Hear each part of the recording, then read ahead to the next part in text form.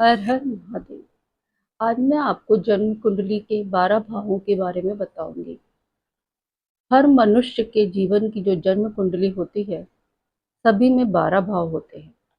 ये 12 भाव 12 राशियों के आधार पर बताए बनाए गए हैं। हर भाव मनुष्य के अलग अलग चीजों के बारे में बताता है। जैसे कि प्रथम भाव जो है, इसको हम लोग लग्न कहते हैं।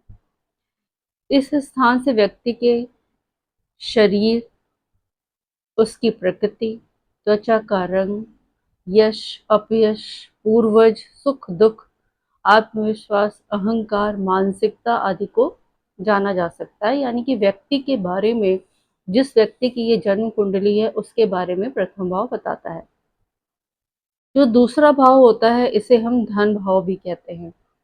इससे व्यक्ति की आर्थिक स्थिति, परिवार का सुख, घर की स्थिति और शरीर में उसके दाईं आंख की वाणी, जीभ, खाना पीना, प्रारंभिक शिक्षा, संपत्ति आदि के बारे में जाना जाता है।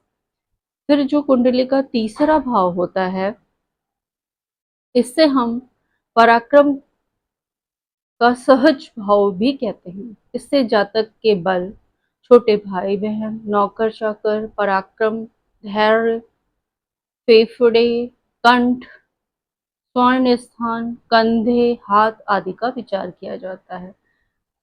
जो चौथा भाव होता है कुंडली का, इससे हम लोग मातृ स्थान भी कहते हैं। इससे मात सुख, गृह शौक, वाहन शौक, बाग बगीचा, जमीन जायदाद, मित्र, शरीर के भाग में छाती, पेट के रोग, मानसिक स्थिति आदि का विचार किया जाता है।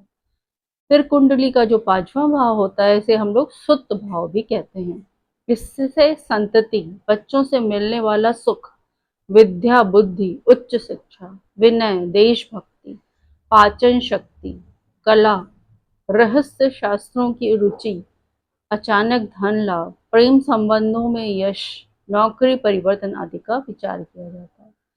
फिर जो छठा भाव होता है, इसे हम लोग शत्रु या रोग स्थान भी कहते हैं। इससे जातक के शत्रु, रोग, भय, तनाव, कलह, मुकदमे, मामा मौसी का सुख, नौकर चाकर और उसके जननांगों के रोग आदि का विचार किया जाता है। फिर जो सातवां भाव होता है, जो लग्न के बिल्कुल सामने होता है, उसको हम लोग कहते हैं विवाह सुख, शैया सुख, जीवन साथी का स्वभाव, व्यापार, पार्टनरशिप, दूर के प्रवास योग, कोर्ट कचहरी प्रकरण में यश अपयश आदि का ज्ञान इस भाव से होता है। इसे विवाह स्थान कहते हैं। आठवां भाव, इस भाव को मृत्यु स्थान कहते हैं। इससे आयु निर्धारण, दुख, आर्थिक स्थिति, मानसिक कलेश, जननांगों के विकार, अचानक आने वाले कष्टों का पता चलता है। जो नवा भाव होता है, इसे हम लोग भाग्य स्थान कहते हैं। यह भाव आध्यात्मिक प्रगति, भाग्योदय, बुद्धिमत्ता, गुरु, परदेश गमन, ग्रंथ पुस्तक, लेखन, तीर्थ स्थान, भाई की पत्नी, दूसरा विवाह आदि के बारे में बताया जाता है। जो 10वां भाव होता है, इसे हम लोग कर्म स्थान कहते हैं। इससे पद प्रतिष्ठा, बॉस, सामाजिक सम्मान, कार्य क्षमता, पितृ सुख, नौकरी व्यवसाय, शासन से लाभ, घुटनों का दर्द, सासू माँ के बारे में भी इसी से ही पता चलता है। जो 11वां भाव होता है, इसे हम लोग लाभ भाव कहते हैं। इससे मित्र, बहू, जमाई, भेंट, उपहार, लाभ, आय के तरीके और शरीर की पिंडली जो होती है, उसके बारे में जाना जाता है। फिर 12वां भाव, इसे हम लोग व्यय स्थान भी कहते हैं। इससे कर्ज, नुकसान, परदेश गमन, संन्यास, अनैतिक आचरण, व्यसन, गुप्त शत्रु, सैया सुख, आत्महत्या, जेल यात्रा, मुकदमेबाजी का विचार किया जाता है। हर एक की कुंडली में ये जो 12 भाव हैं, ये सभी में हर 12 भाव यही काम करते हैं। लेकिन फर्क क्या होता है, हर एक की कुंडली में जो लग्न है, उस पर जो राशि आती है, 12 राशि होती है। जैसे 12 भाव है, वैसे ही 12 राशि होती है।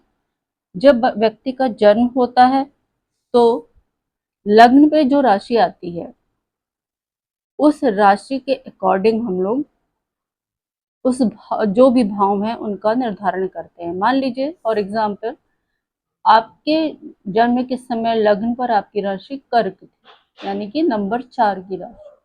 तो ये जो राशि है वो कुंडली पर एंटी क्लॉकवाइज चलती है, यानी कि प्रथम भाव पे अगर कर्क है तो दूसरे भाव पर हो जाएगी सिंह, तीसरे पे हो जाएगी कन्या, चौथे पे हो जाएगी सिंह। इस तरह से 12 राशियां पूरे 12 भाव में बट जाती हैं।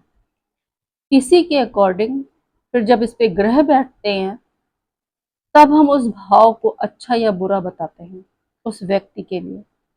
भाव फिक्स है मगर राशि हर एक की हर भाव में अलग अलग आ सकती है। तो ये थी किसी भी जातक की जन्म कुंडली के 12 भाव के बारे में जानकारी। राम राम।